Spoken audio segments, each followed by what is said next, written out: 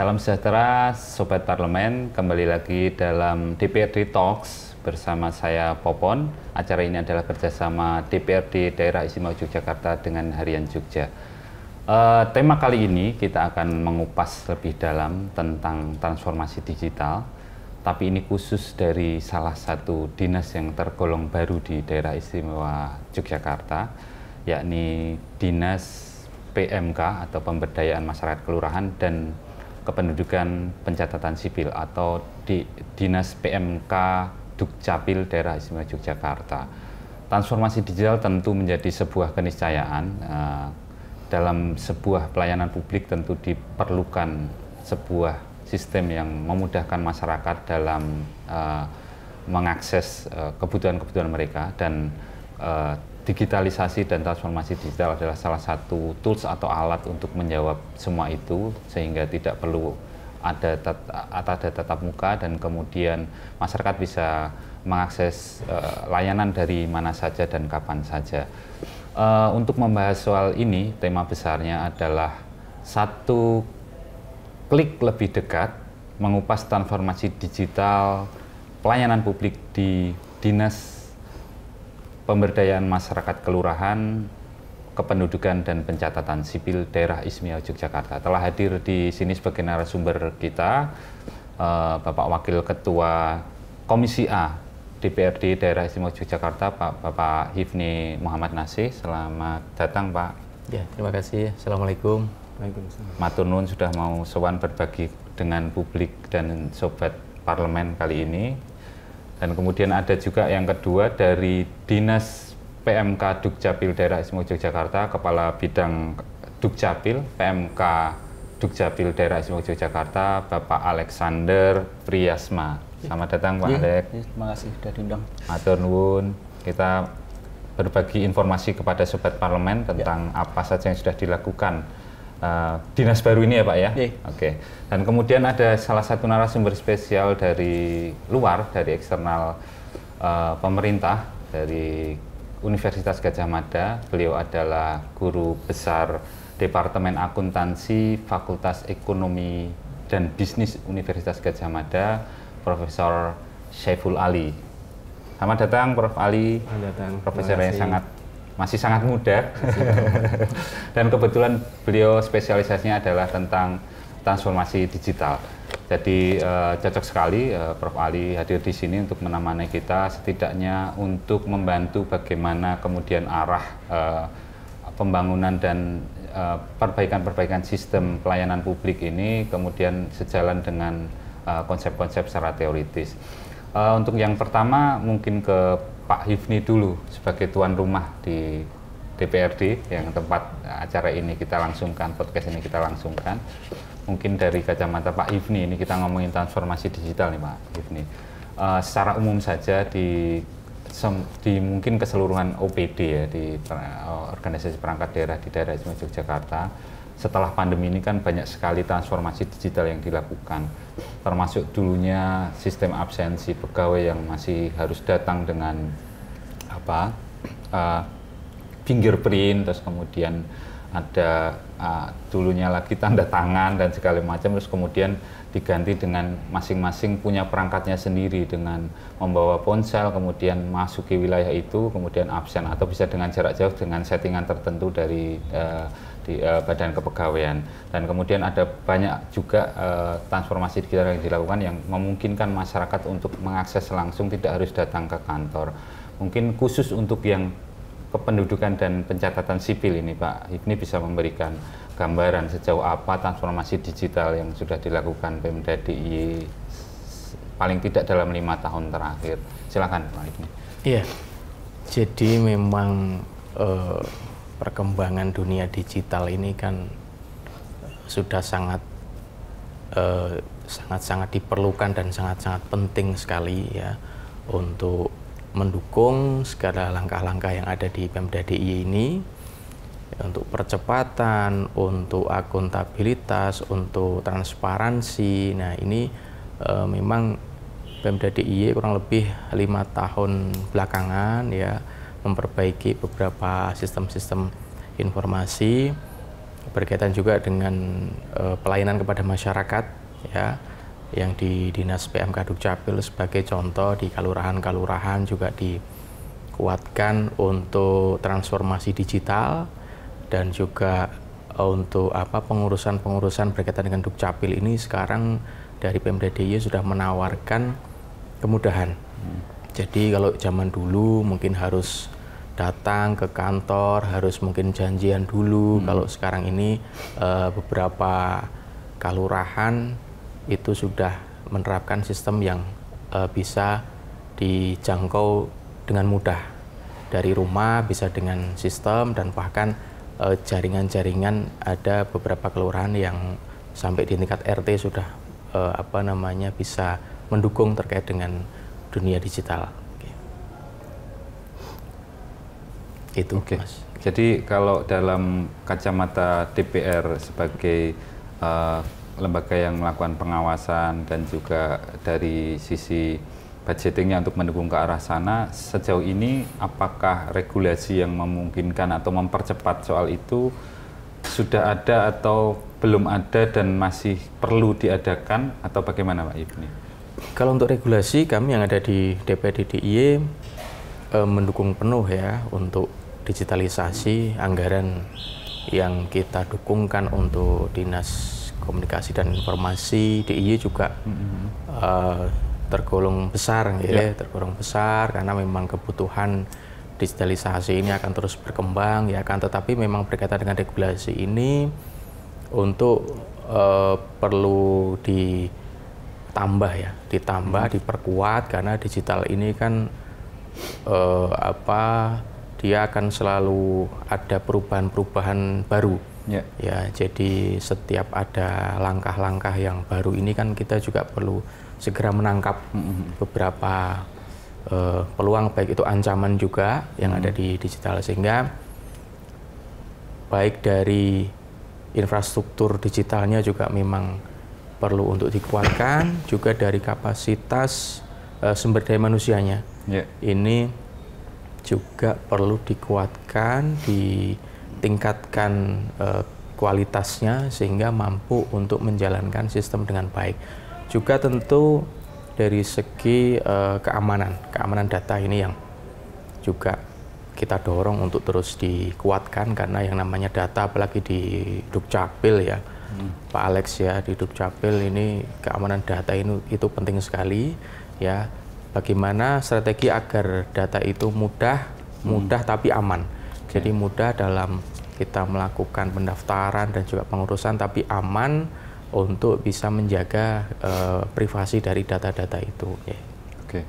Jadi selama ini dari hubungan kemitraan dengan Dinas PMK dan Dukcapil, mungkin pernah ada evaluasi terkait dengan percepatan transformasi digital di sana, Pak, atau dari tadi yang disampaikan Pak Ibni, ada butuh anggaran yang lebih untuk Diskominfo untuk penyediaan sistem dan perangkatnya, tapi barangkali Pak Ibni mungkin ada penekanan ke SDM yang harus bisa mengikuti juga, karena transformasi digital pasti butuh updating yang tidak terbatas pada waktu, karena akan terus-menerus ada. Betul ya Pak ya? Mungkin bisa disampaikan mungkin dari Dinas PMK dan Dukcapil, apakah sudah pernah ada rapat koordinasi khusus untuk itu, yang penekanan pada prioritas pada keamanan data tadi Pak Ibni?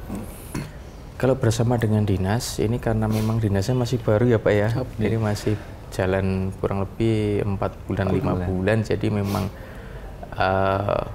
kita masih bertahap. Jadi secara langsung memang kita melakukan monitoring evaluasinya ini kita laksanakan sementara ini di kalurahan-kalurahan.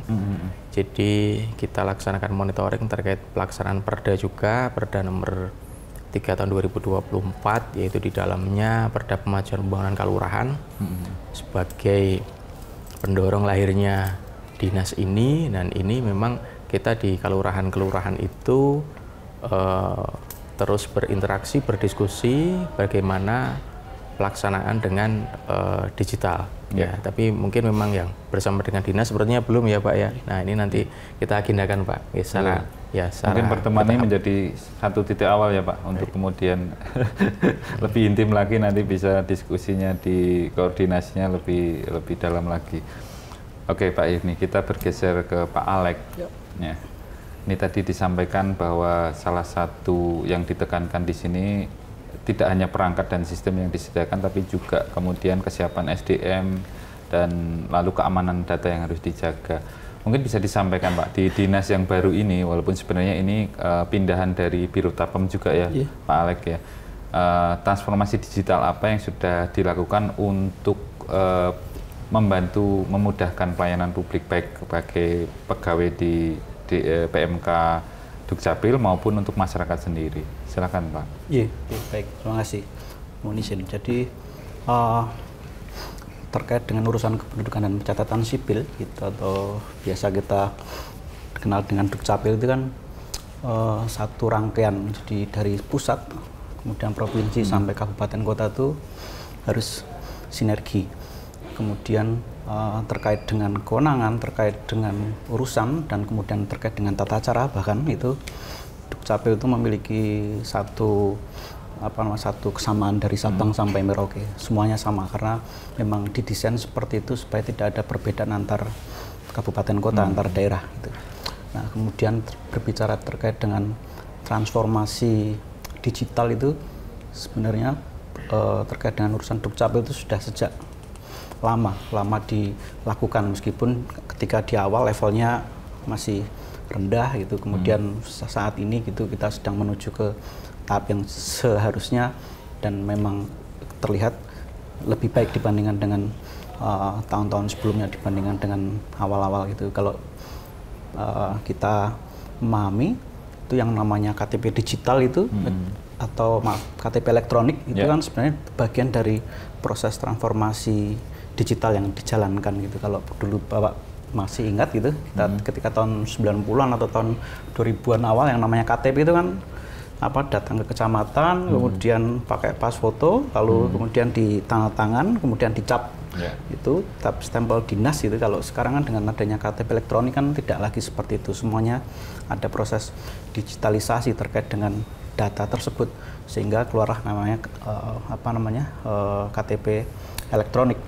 Dan itu bisa di dalamnya ada chip, lalu bisa dimanfaatkan untuk berbagai macam kepentingan.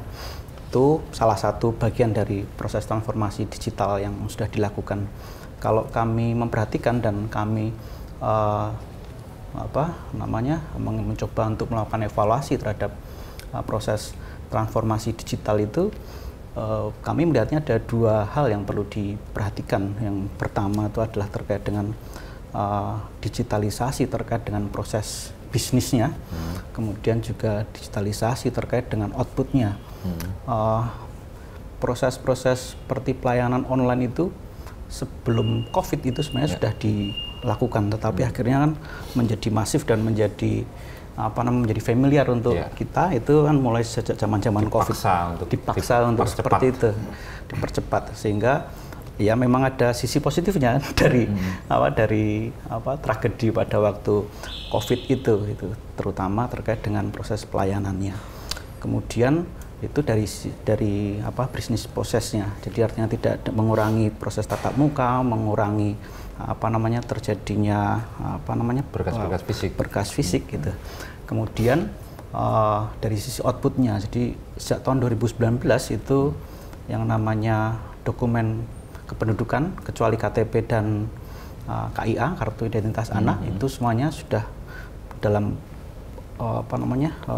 pembuatannya atau pemrosesannya itu sudah melalui aktivitas digitalisasi. Kalau Bapak Ibu perso, kita ketika masih ada membuat akta kelahiran atau KK itu kan masih tanda tangan dan cap dinas. Betul, dari sekarang RT. Dari RT. Kalau sekarang anak-anak yang mungkin lahir setelah tahun 2000 2018 2019 itu sudah aktanya TTE, tanda tangan elektronik, ada pakai QR code dan cuma pakai selembar kertas. KK pun juga seperti itu. Okay. Sehingga transformasi digital dalam aspek outputnya itu kita sudah sampai pada tahap tersebut gitu. Cuman kalau tantangan pasti banyak sekali tantangannya yang harus diselesaikan dan itu kita bertahap gitu. Artinya pengakuan penggunaan tanda tangan digital itu dilakukan sejak 2018 ya di akta kelahiran gitu.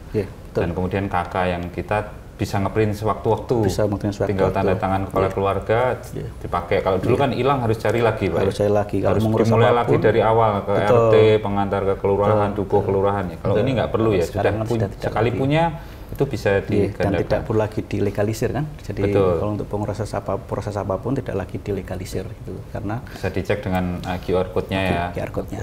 Betul. Itu berarti sudah jalan 7 tahun itu ya, Pak ya? Sudah jalan 7 tahun dan sudah prosesnya sekarang naik lagi sekarang. Sudah tidak lagi seperti itu, tapi kan ada identitas kependudukan digital.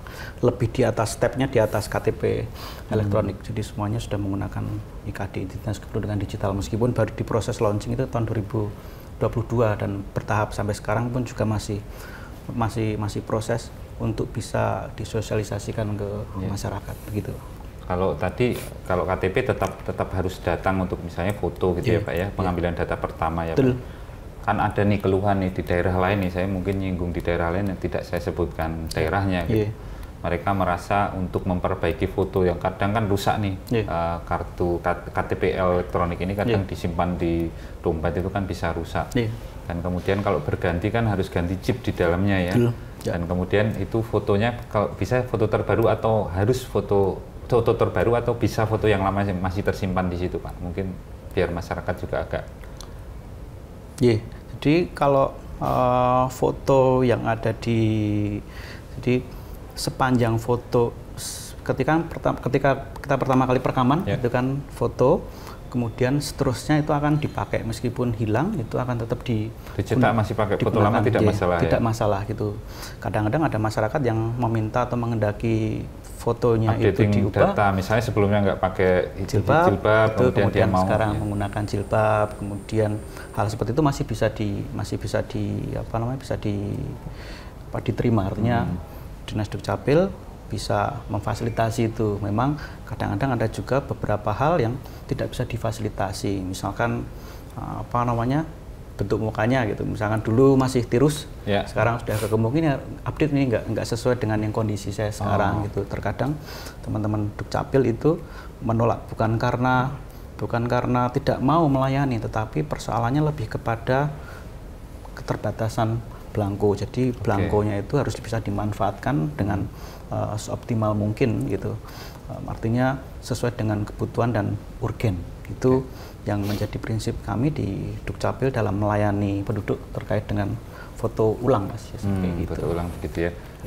Kemudian untuk yang dirasakan sendiri sebagai eksekutif ya, pelaksana untuk sehari-hari untuk pelayanan kependudukan dan pencatatan sipil ini, dengan ada transformasi digital ini, efisiensi dan efektivitas apa yang dirasakan sebagai eksekutif itu? Oh iya, banyak sebenarnya. Meskipun dari sisi kami sebagai aparatur pemerintahan tidak banyak berubah, artinya kesibukannya tetap sama gitu. Tapi itu kan sebenarnya memberikan kemudahan kepada masyarakat ya. Mereka lebih fleksibel untuk pengajuan, malam-malam pun juga bisa pengajuan gitu. Meskipun di prosesnya di hari berikutnya gitu. Tapi kalau dari sisi kami sebagai aparatur itu lebih pada kemudahan kami atau efektivitas kami dari sisi fleksibilitas. Artinya tidak bertemu langsung dengan masyarakat, yang penting sesuai dengan target bisa diselesaikan mau dimanapun, mau kapanpun, itu masih bisa dilakukan. Tapi kalau dari sisi efisiensi misalkan jadi jumlah kertas. Kalau kertas iya masih bisa masih lumayan lah signifikan untuk mengurangi. Tapi dari sisi jumlah personel itu tidak berubah. Tidak berubah tidak akan berubah karena kan jumlahnya apa bedanya ketika orang ngurus online 10 tetapi yang datang juga 10 kan sama saja.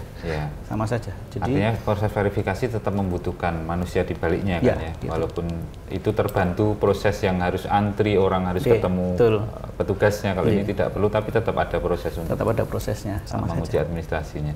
Oke, menarik sekali tadi disebutkan Pak Alex juga ada tantangan tersendiri. Mungkin kita akan bahas tentang apa tantangan yang dan kendala yang dihadapi selama ini menuju transformasi digital, khususnya di kependudukan dan pencatatan sipil di Dinas PMK Dukcapil DIY. Sebelum itu kita lihat jeda iklan berikut ini.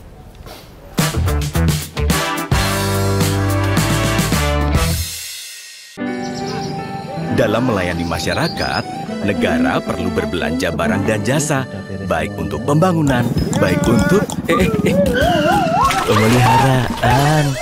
Disinilah Lembaga Kebijakan Pengadaan Barang Jasa Pemerintah hadir untuk mengatur proses pembelanjaan anggaran negara demi kesejahteraan bersama. Dengan sistem pengadaan terdigitalisasi yang dikembangkan oleh LKPP, proses belanja barang dan jasa tidak lagi manual seperti dulu. Sekarang, pejabat pembuat komitmen, yakni seseorang yang tersertifikasi, bisa berbelanja secara digital melalui katalog elektronik. Di dalamnya, barang dan jasa bersaing secara terbuka, sehingga negara bisa mendapatkan kualitas terbaik dengan harga yang bersaing.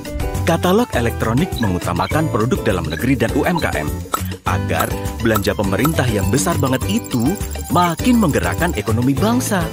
Dan tentunya, karena digital, semua proses ini berlangsung transparan dan tercatat, meminimalkan penyalahgunaan. Pembangunan dan penyelenggaraan negara baik dari desa, kota, selalu membutuhkan proses pengadaan yang efektif dan transparan, sehingga bisa dirasakan oleh seluruh masyarakat Indonesia. Mari kita kawal pengadaan yang tepat, cepat, bersama masyarakat.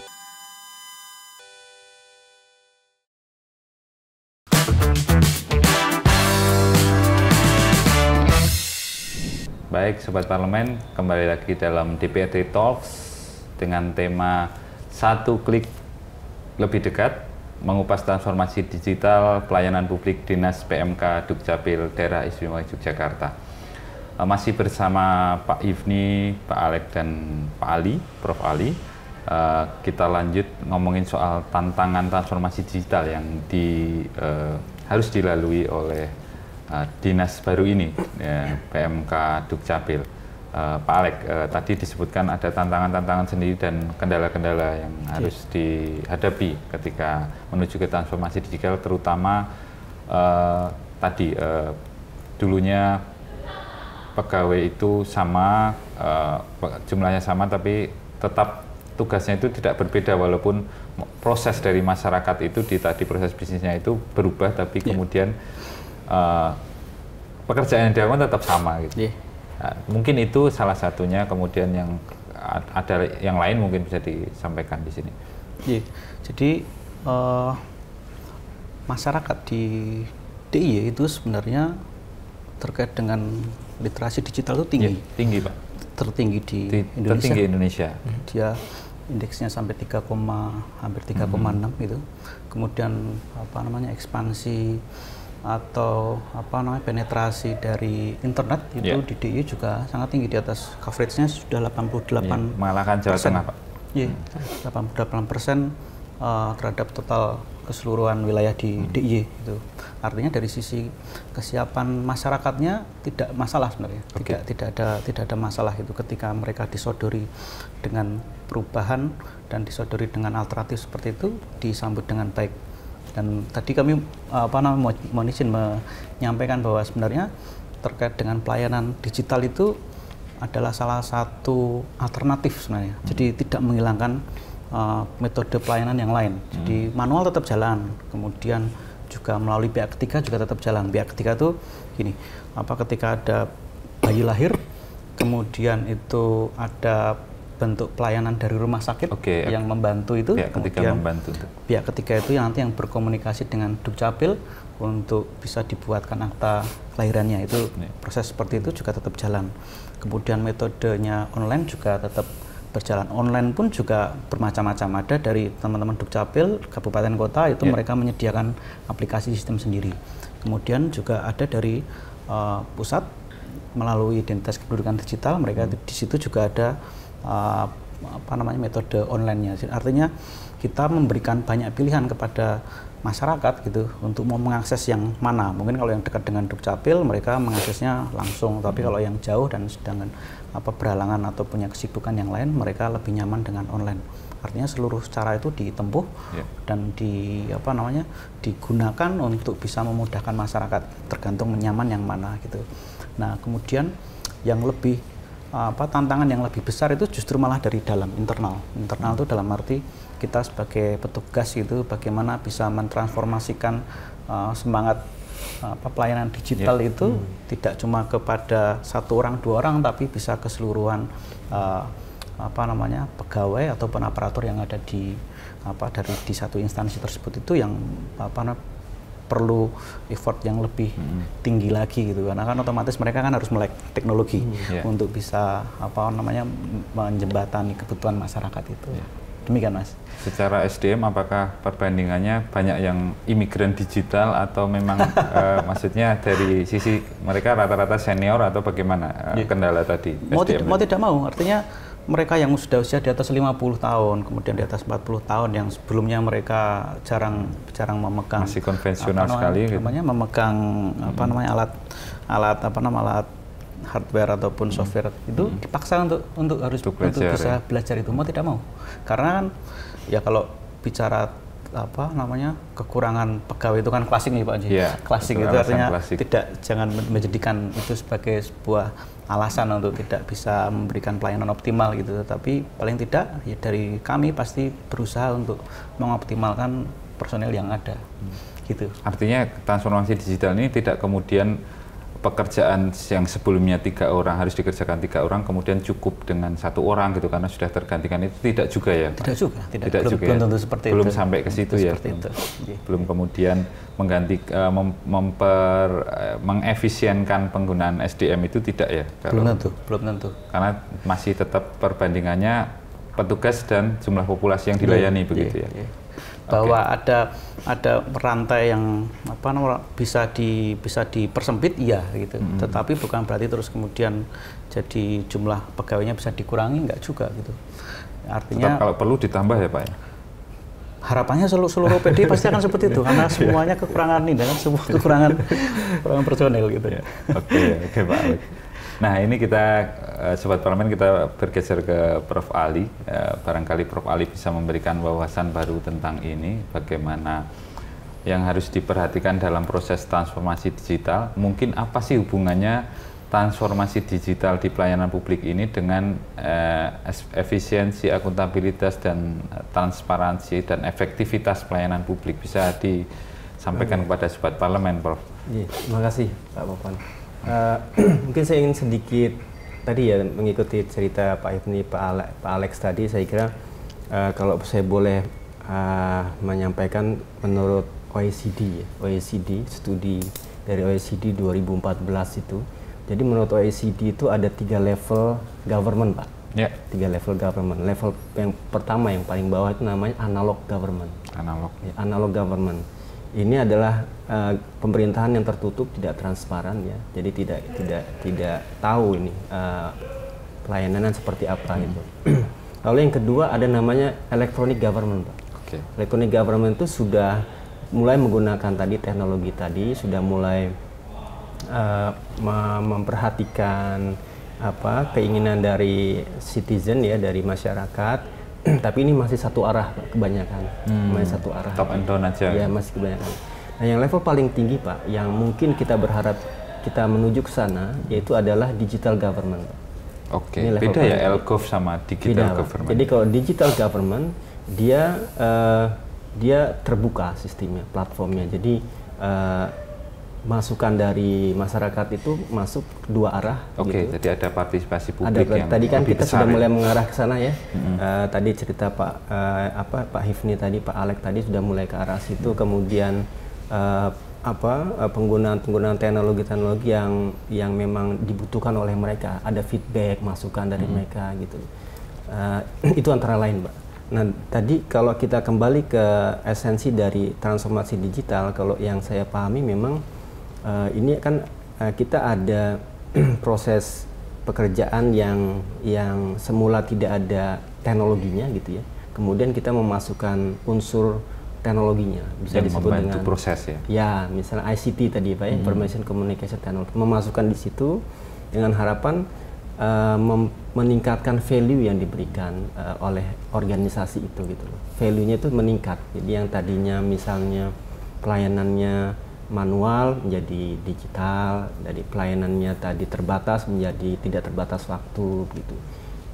Antara lain seperti itu. Atau juga untuk pengambilan keputusan yang tadinya lambat ini cepat gitu. Jadi penggunaan tadi transformasi digital tadi itu akan membantu proses bisnisnya. Nah, sebenarnya kalau kita lihat juga yang mendorong transformasi digital ini karena tadi saya menarik ini sebenarnya adalah masyarakat kita, Pak. Oke. Gitu. Jadi masyarakat kita itu berubah gitu. Mereka menggunakan gadget, internetnya tinggi gitu mereka pakai. Jadi mereka semua itu aksesnya informasi, cara mereka mencari informasi, cara mereka mengerjakan apapun, bermain dan seterusnya itu sudah mobile device, sudah internet. Sehingga itulah yang mendorong mestinya organisasi itu untuk beradaptasi, menyesuaikan karena customer-nya tanda kutip sudah berubah gitu. Itulah esensi transformasi digital, Pak. Jadi memang inline dengan itu, kalau organisasi itu tetap ingin men-serve dengan terbaik untuk customer-nya tanda kutip tadi, mereka harus punya strategi digital yang menggunakan teknologi yang dipakai oleh masyarakat tadi. Agar relevan ya, sesuai. Betul, agar relevan gitu. Jadi misalnya mereka pakai mobile device, sosial media, itu kita juga melalui channel itu gitu, mengakses memberikan layanan-layanan tadi gitu. Nah, kalau bicara hambatan, pasti Pak. Jadi agar mencapai tujuan yang baik-baik tadi ya, meningkatkan misalnya kalau kita mencapai tujuan tadi Dukcapil punya tujuannya ya Pak ya, itu itu tercapai dengan baik misalnya dan seterusnya. Memang kita harus memperhatikan ada beberapa hal Pak. Ada misalnya tadi resistensi dari organisasi. Jadi itu kadang ada resistensi Pak. Tantangan dari dalam. Iya, tantangan dari dalam. Jadi inersia, jadi kelembaman untuk berubah itu. Lalu kemudian yang kedua tadi yang juga disebutkan tadi sebelumnya adalah kesiapan SDM. SDM ini levelnya macam-macam Pak. Kompetensinya dan betul. Jadi kapabilitasnya. yang kita lihat sebenarnya yang paling penting itu adalah top manajemennya Pak. Oke. People-nya ini, top management ini kalau mereka support ini ke bawah pasti ngikuti. Pasti ngikut Pak. Gitu. Jadi kalau dia top management ini mensupport, dia akan memberikan anggaran lebih untuk pelatihan, ya, pendidikan, kemudian menyiapkan infrastruktur, mencari orang-orang terbaik untuk proses transformasi ini. Itu syarat utama Pak. Gitu loh. Karena tanpa ini semua, ini nggak jalan gitu loh. Kemudian tantangan lainnya dalam transformasi digital memang adalah memastikan aspek negatifnya terhindari. Misalnya tadi kita melanggar privasi, keamanannya kita karena terekspos ya, kita sistem kita sudah digital, jangan sampai layanan tadi kalau misalnya offline misalnya, wah ini tidak bisa dideliver dengan baik. Nah ini kita harus antisipasi. Gitu. Jadi kita harus antisipasi tadi tidak hanya keamanan data, tapi reliability dari data, availability dari sistem itu harus terjaga kalau sudah mengarah ke transformasi digital. Oke, kita menarik Prof yang soal digital government ya. Iya. Itu bedanya dengan electronic government. Tapi tadi yang disampaikan Pak Alex ini tahapannya mana nih Pak? Kalau saya melihat, jadi kami kebetulan ya saya sudah kira-kira 3 tahun terakhir ini memang melakukan penelitian di transformasi digital di kabupaten kota di Indonesia dari Fakultas Ekonomi dan Bisnis UGM. Kami bahkan sudah punya indeksnya, Pak Popon. Indeksnya namanya Gajah Mada Digital Transformation Governance Index. Itu untuk mengukur seluruh kabupaten kota se-Indonesia, gitu ya. Nah, kalau kita lihat ini ada gradasi, Pak, gitu loh. Yang jelas analog government sudah nggak ada. Sudah nggak ada di Indonesia. Sudah nggak ada. Kita sudah di tengah nih, Pak. Karena kita ada e-government ya, kita ada SPBE, Pak. Ya, ada SPBE, Sistem Pemerintahan Berbasis Elektronik gitu. Nah, saya kira pelan-pelan pemerintah akan mengarah ke OECD tadi, digital government. Indonesia kan sudah mulai jadi anggota OECD kan, Pak ya. 3 tahun lagi kita full membership. Kalau kita pakai standar OECD, mereka itu sudah levelnya ke arah digital government.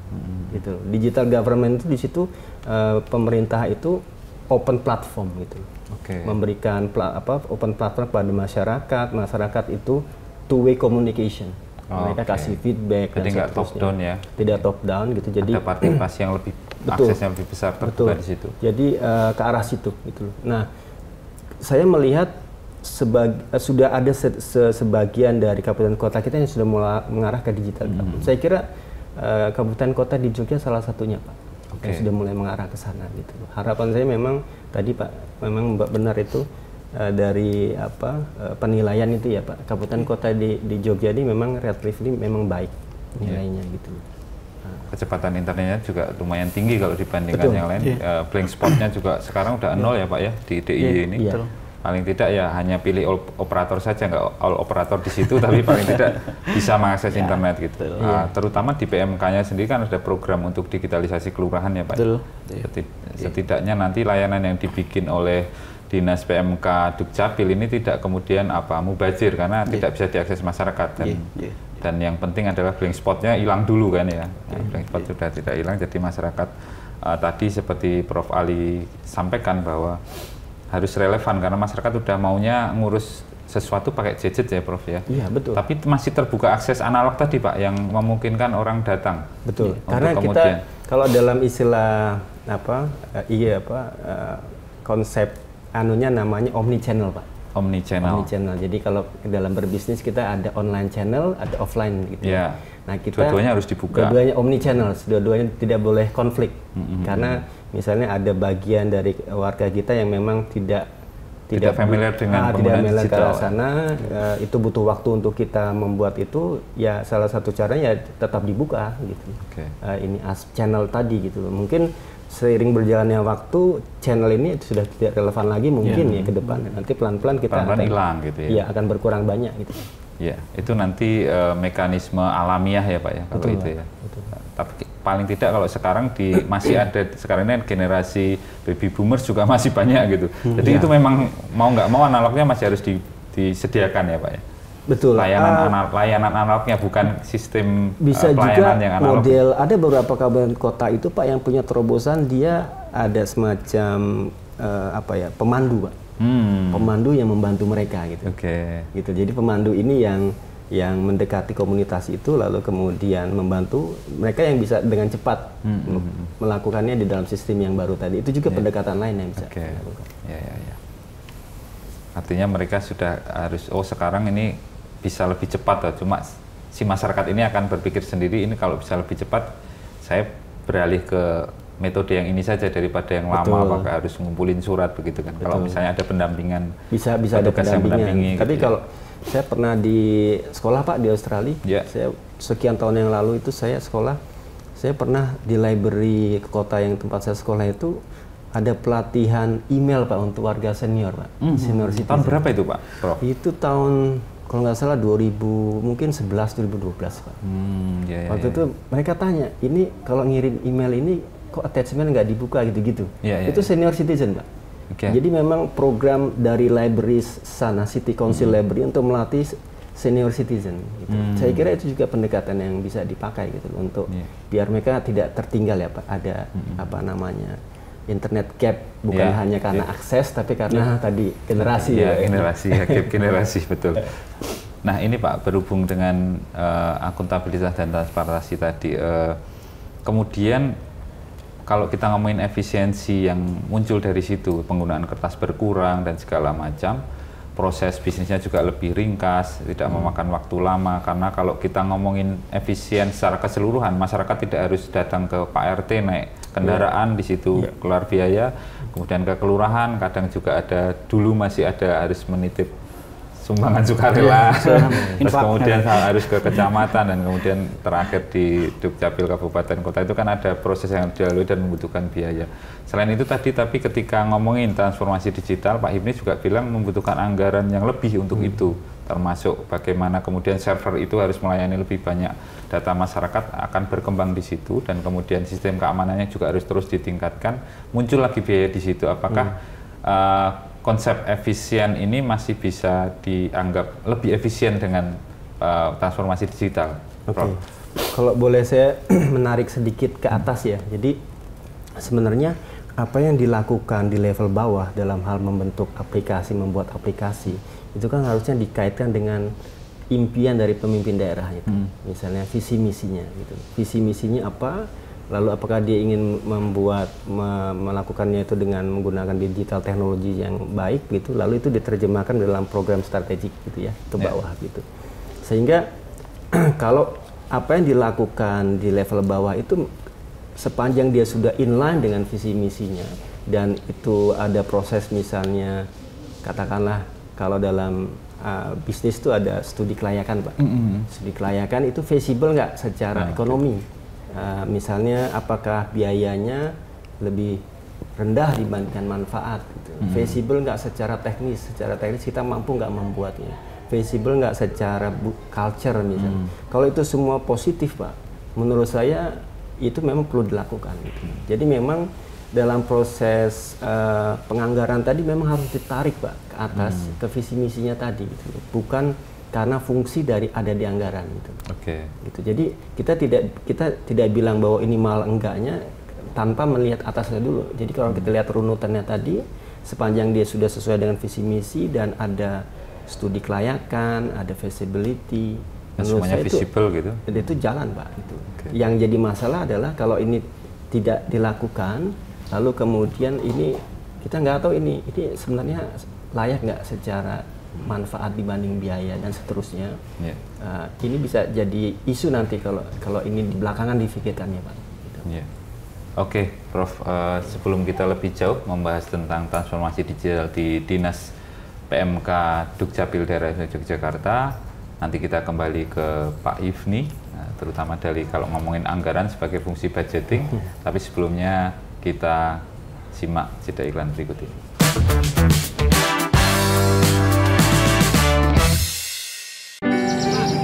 Dalam melayani masyarakat, negara perlu berbelanja barang dan jasa, baik untuk pembangunan, baik untuk pemeliharaan. Disinilah Lembaga Kebijakan Pengadaan Barang Jasa Pemerintah hadir untuk mengatur proses pembelanjaan anggaran negara demi kesejahteraan bersama. Dengan sistem pengadaan terdigitalisasi yang dikembangkan oleh LKPP, proses belanja barang dan jasa tidak lagi manual seperti dulu. Sekarang, pejabat pembuat komitmen, yakni seseorang yang tersertifikasi, bisa berbelanja secara digital melalui katalog elektronik.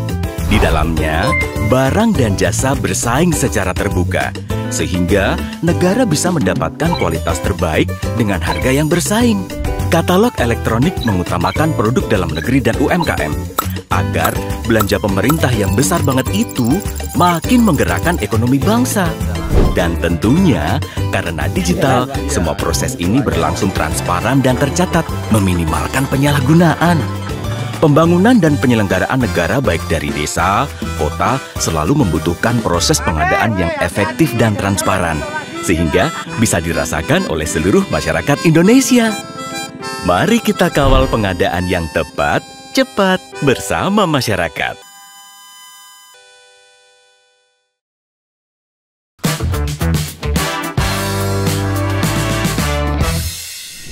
Ya, Sobat Parlemen, masih bersama saya Popon dalam DPRD Talks. Acara ini kerjasama dari DPRD Daerah Istimewa Yogyakarta dan Harian Jogja. Kita bergeser ke Pak Hifni, kita ngomongin soal tadi beberapa tantangan anggaran ya, disebutkan bahwa Prof. Ali tadi menyebutkan bahwa sepanjang anggaran itu sejalan dengan goals yang atau visi misi yang hendak dicapai oleh kepala daerah dan juga bersama-sama dengan DPRD di daerah, itu sebenarnya tidak masalah. Nah, tadi Pak Hifni menyampaikan bahwa untuk mempercepat transformasi digital juga dibutuhkan penambahan anggaran yang cukup signifikan, terutama untuk menjamin keamanan data. Bisa mungkin Pak Hifni menyampaikan soal ini, Pak? Ya, jadi memang untuk terkait anggaran memang akan selalu dibutuhkan ya Mas ya, untuk penguatannya, untuk peningkatan ya. Jadi terlebih berkaitan keamanan, karena semakin canggih, semakin maju transformasinya, tentu ancaman-ancaman itu pasti akan selalu ada. Sehingga memang kami DPRD DIY juga berkomitmen bersama dengan Pemda DIY untuk mewujudkan sebuah sistem yang aman ya, dan memang berkaitan anggaran khususnya juga di Diskominfo sendiri memang kita mengalokasikannya juga cukup besar ya untuk digitalisasi, dan memang yang paling utama itu dan penguatnya adalah sistemnya itu dibuat terpusat begitu ya, sehingga dukungan anggaran tidak menjadi beban, satu-satunya beban, akan tetapi dengan sistem terpusat itu bisa menjadi lebih efisien dan juga bisa pengelolaannya lebih lebih terpusat dan lebih terpadu, sehingga ada ancaman-ancaman, ada dinamika-dinamika digital yang terjadi itu bisa lebih cepat dalam penanganan. Mungkin itu Mas. Oke, artinya ketika pengelolaan dan penganggarannya, misalnya anggap saja server ya Pak ya, tidak harus setiap masing-masing kabupaten dan kota menganggarkan sendiri, bisa dijadikan satu di situ gitu ya. Dan dukungan IT yang memperkuat security-nya juga sekaligus dipilih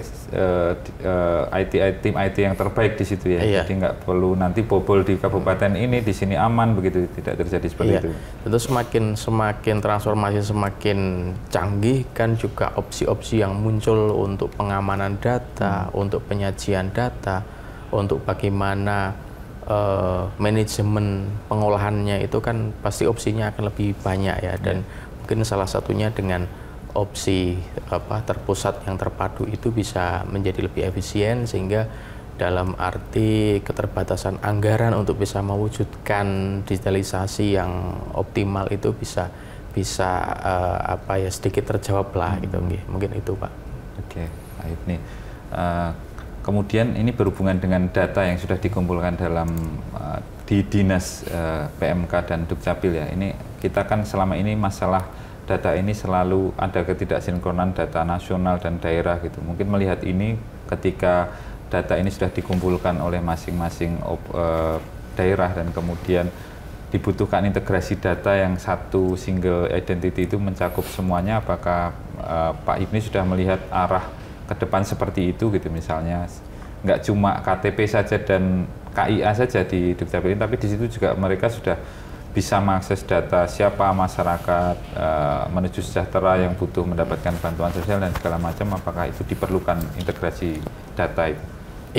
Iya pasti sangat diperlukan ya Mas ya, sehingga dengan dinas ini, Dinas PMK Dukcapil dan juga di dalamnya diatur di dalam Perda nomor 3 tadi tahun 2024, memang di dalamnya kita menguatkan, meningkatkan sinergitas antar tingkatan. Jadi lintas sektor ini dikuatkan ya, sehingga data-data baik itu data kependudukan, data kesejahteraan dan lain-lain ini kita bisa saling mendukung di lintas sektor itu, lintas tingkatan baik dari kelurahan, dari Kapanewon sampai ke tingkat DIY atau provinsi ini saling bisa bersinergi. Jadi dengan beradanya dinas baru ini, Dinas PMK Dukcapil, kita mendukung untuk penguatan integrasi data dan juga sinergitas lintas sektor dan juga tentu lintas aktor ya. Oke, di situ pentingnya. Mungkin ada harapan tertentu Pak untuk ke depan di dinas baru ini seperti apa gitu, mereka lebih transparan, akuntabel, dan kemudian lebih memudahkan pelayanan ke publik. Silakan disampaikan Pak. Ya, dalam transformasi digitalnya Dinas PMK Dukcapil saya lihat sudah cukup baik ya dalam cita-cita mewujudkan transparansi, akuntabilitas, kecepatan ya terutama di dalam digital, juga sinergitas dengan terutama yang menjadi mitra di kelurahan-kelurahan ini. Kelurahan-kelurahan kalau kita datang ke sana juga di sana ada seperti barcode itu untuk kita bisa men-scan, ada data ya, terus juga bagaimana di dalamnya ada informasi-informasi yang bisa disajikan. Lah ini menjadi sebuah langkah yang bagus sekali, sehingga kami berharap Dinas PMK Dukcapil ini terus menguatkan berkaitan dengan digital yang itu sesuai dengan kebutuhan dari masyarakat ya. Jadi dengan kegiatan yang bisa kita lakukan dengan komunikasi koordinasi dengan kelurahan-kelurahan se-DIY ini dalam rangka kita mendapatkan masukan-masukan juga bagaimana pelayanan yang optimal yang bisa disajikan tentu dengan digital, karena tadi disampaikan oleh Prof juga bahwa dua komunikasi dua arah ini sangat baik sekali. Kadang dari top level ini punya sebuah visi dan misi.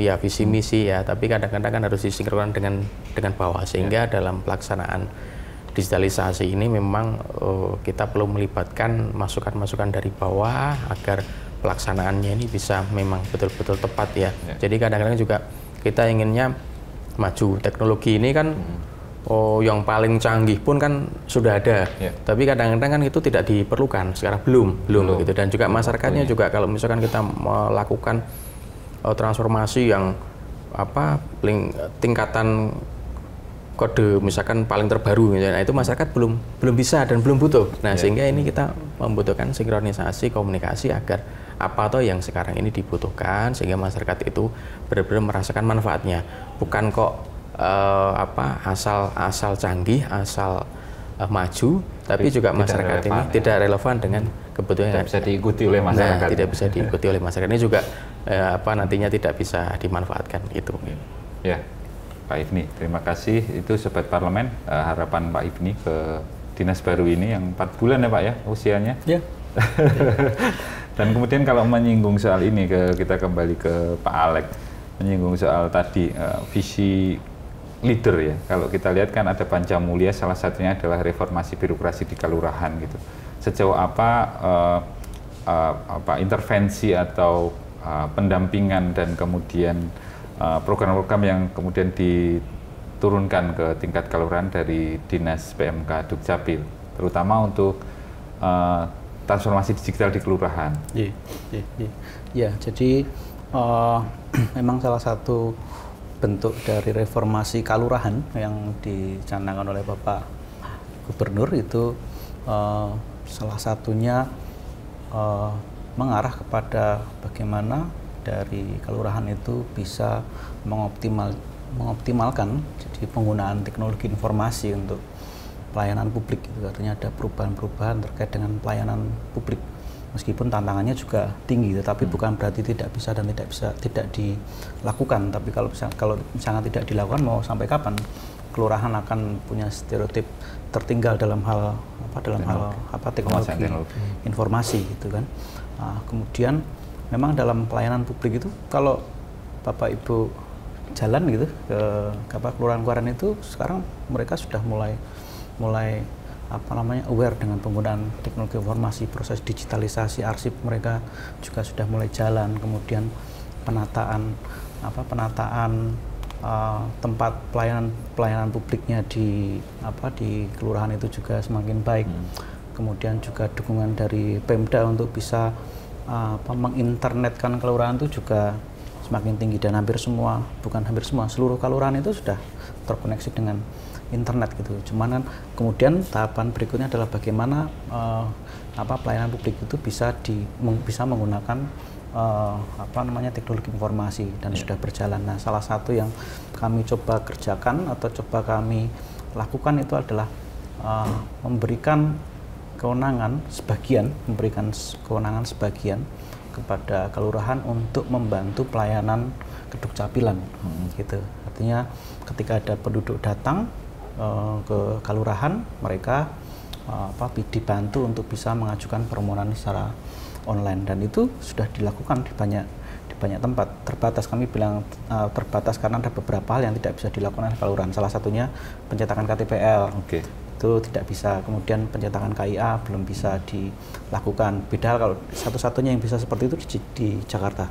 Kemudian ada juga beberapa kota yang melakukan itu karena memang pegawainya adalah pegawai dari pemerintah kota kalau tingkat di kelurahan atau di kota. Tapi kalau misalnya untuk yang di kelurahan tidak bisa dilakukan itu. Tapi hal-hal seperti itu bisa sangat membantu, paling tidak memberikan alternatif kepada penduduk yang tidak bisa mengakses atau terlalu jauh ke Dukcapil, mereka literasi digitalnya rendah, bisa ke arah sana. Jadi 11-12 dalam arti ini saling menguntungkan. Dukcapil terbantu, kemudian kelurahan juga terbantu. Sekarang mungkin kalau Bapak Ibu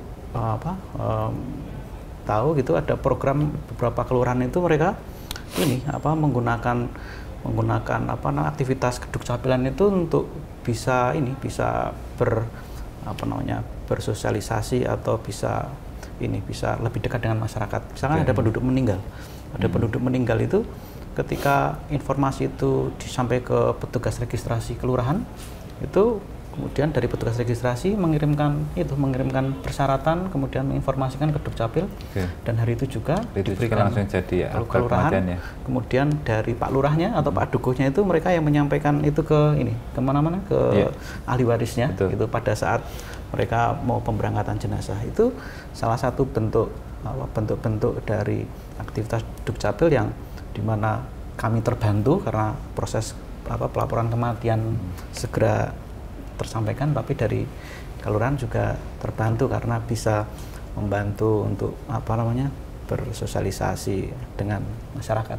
Gitu. Betul. Ini kita hampir di semua kelurahan sekarang ketika ada warga meninggal itu pas sebelum diberangkatkan sudah ada penyerahan surat kematian dari. Dan itu kami diwanti-wanti oleh seluruh kami di Dukcapil itu untuk dengan kelurahan tidak ada pungutan apapun gitu. Dan itu sampai sekarang kami belum pernah mendengar informasi terkait dengan adanya pungutan, dan alhamdulillah kelurahan juga sangat support dengan membantu itu Pak, karena keluarga duka nggak ribet lagi untuk habis itu ngurus administratif yang itu habis itu masih cukup ribet ya, belum lagi nanti bagi waris dan segala macam. Dan itu surat yang paling pertama dibutuhkan untuk bisa bagi waris. Pak Alex, ini mungkin ke Prof dulu sebelum kita sampai pada kesimpulan dan saran Sobat Parlemen. Barangkali Prof Ali bisa memberikan wawasan baru bahwa di DIY ini ada program namanya reformasi birokrasi kelurahan yang salah satunya adalah transformasi digital di kelurahan. Dan ada beberapa kelurahan yang memang sudah memanfaatkan itu, dan hampir semua kelurahan di daerah istimewa Yogyakarta ini punya website sendiri yang dibina oleh Dinas PMK ya, untuk mereka dipaksa untuk mau nggak mau harus transformasi digital. Bisa mungkin Prof memberikan insight baru untuk itu, untuk mempercepat tadi visi leader di daerah istimewa Yogyakarta. Terima kasih Pak Opan. Ya, saya kira ini kalau misalnya pemerintah dalam unit terbawah ya, kelurahan itu bisa berperan, mengambil peran yang lebih aktif dalam konteks transformasi digital, saya kira ini menjadi sangat baik ya. Jadi misalnya dari pemberian layanan-layanan tadi sudah menggunakan digital teknologis yang tadi memudahkan begitu ya. Kalau saya melihat mungkin kita bisa sedikit mendorong lagi lebih ke arah meningkatkan potensi-potensi yang ada di kabupaten di kecamatan kelurahan masing-masing Pak gitu.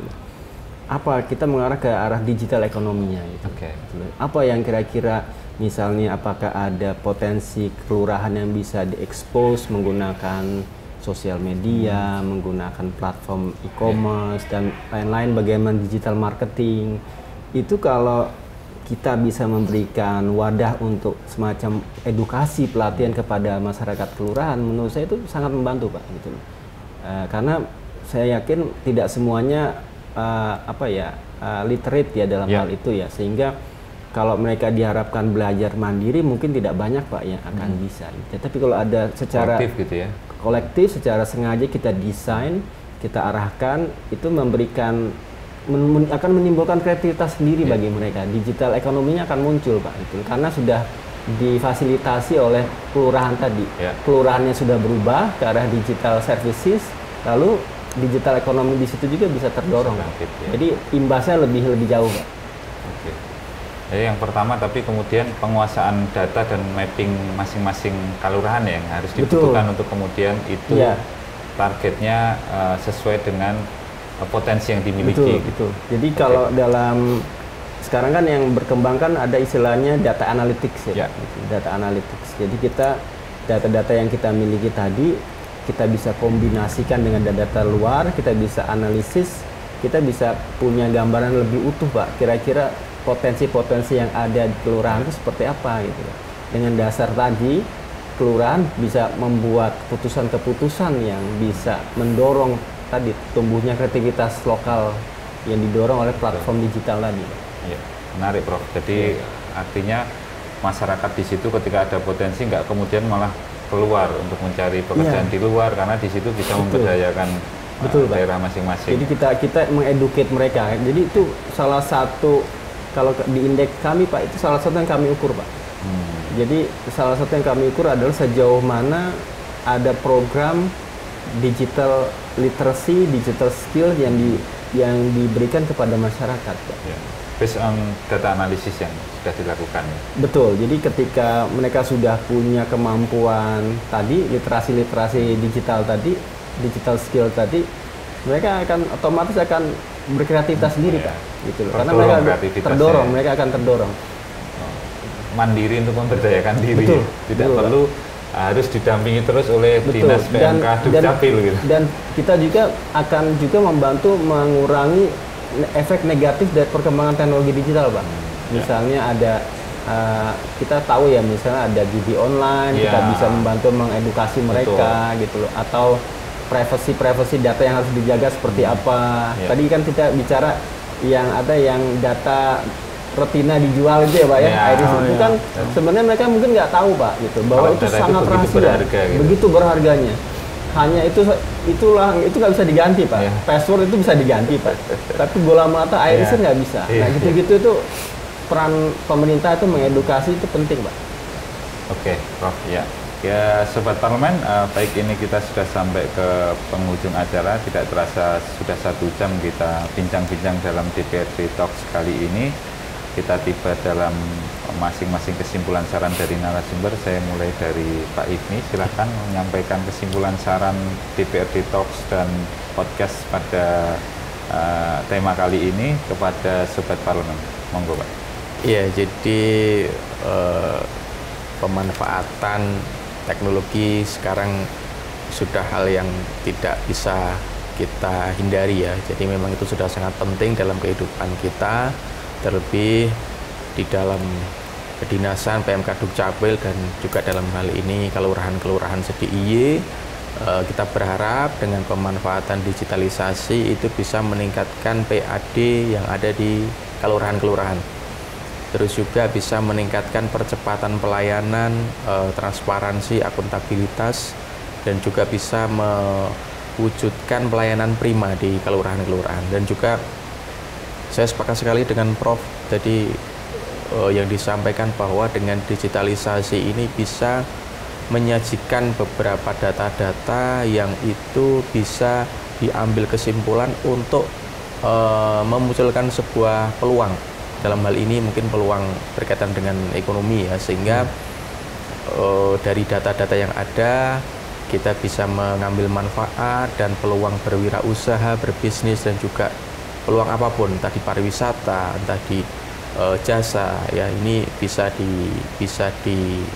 buat sebuah peluang ekonomi, peluang peluang usaha yang itu bisa juga meningkatkan pendapatan dari masyarakat. Ya, mungkin itu.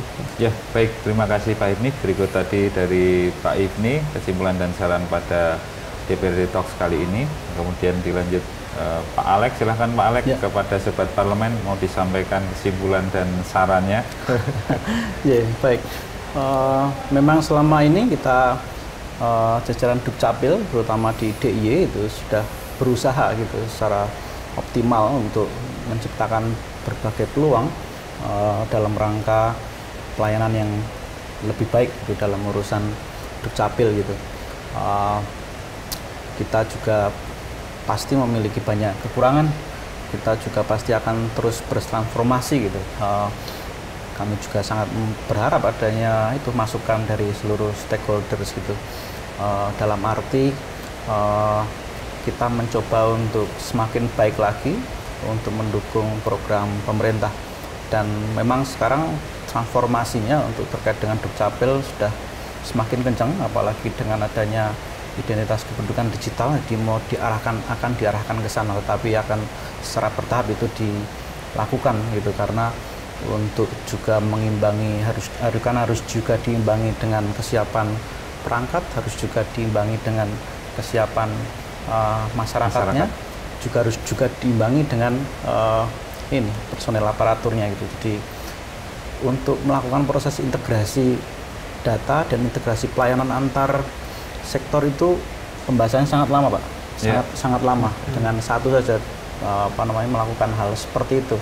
Tapi bukan berarti tidak bisa, artinya secara bertahap akan terus dilakukan itu, terkait juga dengan program pemerintah Satu Data, terkait juga dengan program pemerintah dengan SPBI-nya gitu, karena semua akan diarahkan untuk menjadi satu atap satu pintu dalam rangka pelayanan publik yang lebih baik lagi. Demikian, Pak.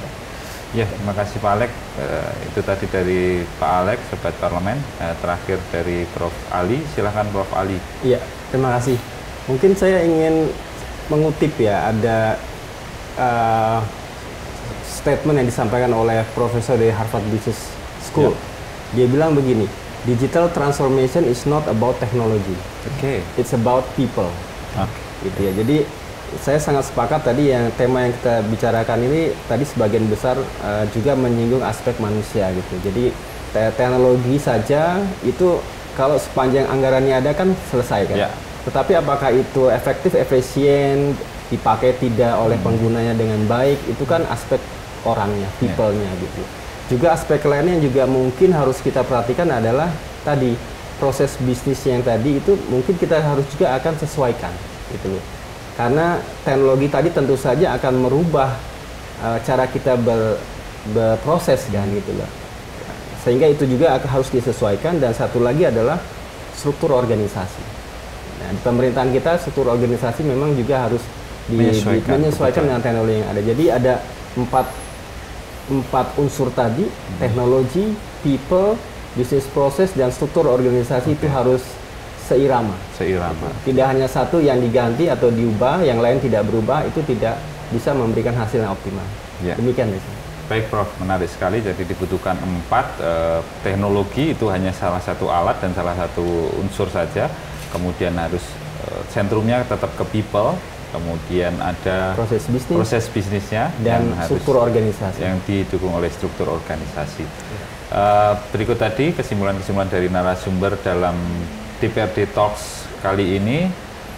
Saya Popon mohon pamit undur diri, sampai ketemu di DPRD Talks yang akan datang. Terima kasih pada narasumber yang sudah hadir pada DPRD Talks kali ini. Terima kasih juga kepada Sobat Parlemen yang sudah mengikuti diskusi pada kali ini. Sampai ketemu. Atur nuwun.